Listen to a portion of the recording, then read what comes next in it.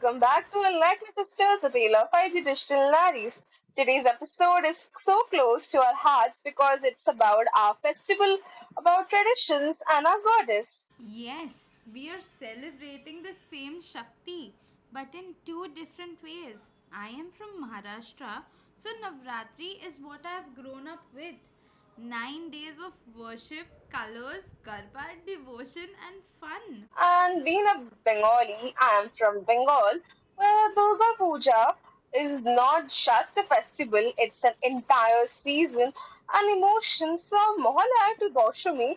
It's like a heartbeat for Bengalis. So today, let's take you through the journey of Durga Puja in Bengal and Navratri in Maharashtra. You will see how different the traditions are, but how beautifully they connect at the soul. Durga Pujo journey begins in Bengal. Okay, let me start with Bengal. Durga Pujo begins even before the goddess arrives. It starts at Mohalaya. This is the day when we wake up at 4 a.m. to listen the Birendra Krishna Bhadra's voice on the radio chanting Mahishasur Mardini.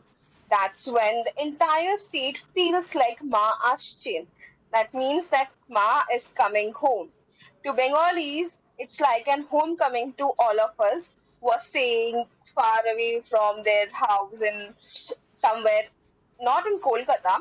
That's a homecoming time for them. That already gave me goosebumps. It feels like a spiritual countdown. I want to listen to more. Exactly. After Mohalaya, the excitement builds up. Pandals are being decorated. The smell of new clothes fills in the air, and street lights are with the fairy lights. And then comes the Shoshti, the day Ma Durga arrives with her children, Lukhi, Saraswati, Kartik, and Ganesh. So, on Soshti, the face of Adil is unveiled, and that's recalled as Bodhon.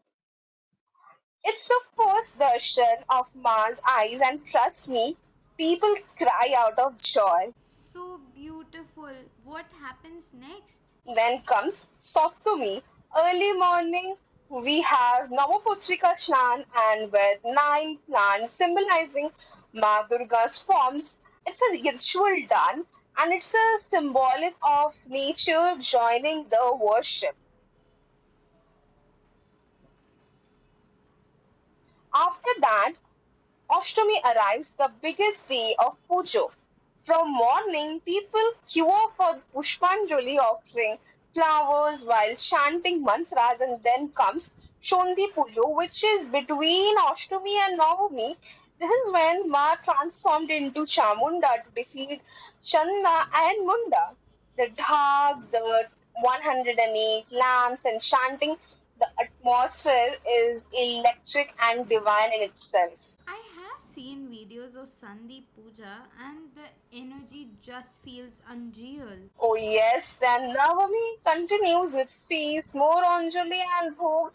The Bhog is sacred, like we have khichuri, lavra, begun, chutney, paish, and the joy of sitting with hundreds of people eating from banana leaves is unmatched. Finally comes Doshami. This is one of the hardest day for us. It's like the goodbye day, and we do have the Shindur Thala for the married women. The women smear each other the Shindur, wishing long life for their husbands and prosperity. After that, Mars bid farewell with Vishajon as an immersion of the idol in the Ganga. People cry, sing, and shout like "Ashe bochor abar hobe," which means that next year she will return.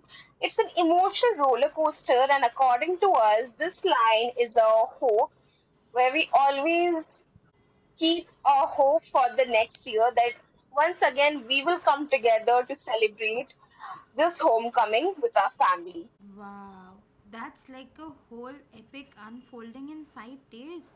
From her arrival to her victory to her farewell. Exactly, that's why we say Pujo is not just a festival, it's Mayra Ashirwad, mother's blessing to be honest, and Bengal's biggest celebration of life.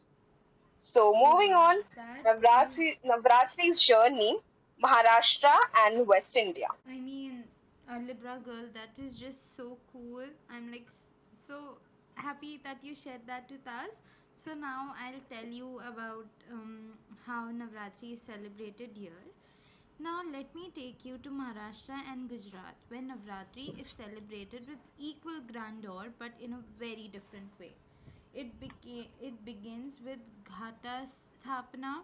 We set up a pot filled with soil and sow barley seeds inside it. This pot symbolizes Goddess Durga, and the barley shoots represent fertility and prosperity. For 9 days, we worship the goddess in her 9 forms, from Shaila Putri to Siddhidatri. So every day has a different meaning. Yes, every day also has a dedicated color: yellow, green, red, blue, white, orange, and so on. People dress up according to the color of the day. It's like a rainbow festival across cities. And of course, the most iconic part, Garba and Dandiya. In the evenings, the atmosphere is magical. Thousands of people gather in circles, clapping and dancing in sync to folk music. The circular dance represents the cycle of life and devotion. It goes on till midnight sometimes. That totally sounds like an explosion of energy. I totally agree. And yes, during Navratri, many people fast: no grains, no onions, no garlic. Instead, we eat sattvic food like sabudana khichdi, sabudana vara, rajgira rotis, fruits, and milk based dishes. Then comes the Ashtami and Navami, where young girls are worshipped as forms of Devi. We call it Kanya Puja. They are fed delicious meals, given gifts, and treated like little goddesses. Finally, on the 10th day, Vijayadashami or Dashera, we celebrate the victory of Durga over Mahisasur and also Rama's victory over Ravana. In Maharashtra, people exchange apta leaves as symbol of gold, wishing each other prosperity. And of course, Ram Leela and Ram Dahan add grandeur. So your festival too ends on a bittersweet note, but victorious note. Ma returns after blessing her devotees. Yes, that's the common thread between both. Whether it's Pujo in Bengal or Navratri here, it's about celebrating Shakti, the triumph of good and the joy of community. So for me, pujo means dhak, dhulochi, sindoor, thala, bhog, and pandal hopping with friends till 3 a.m. And for me, Navratri means listening to Falguni Pathak songs, going to areas, seeing the grandeur, and seeing the colors, fasting, Garba till midnight, and the blessings of 9 goddesses. Different states, Different traditions, but one one ma, Shakti. one Shakti, one celebration of life.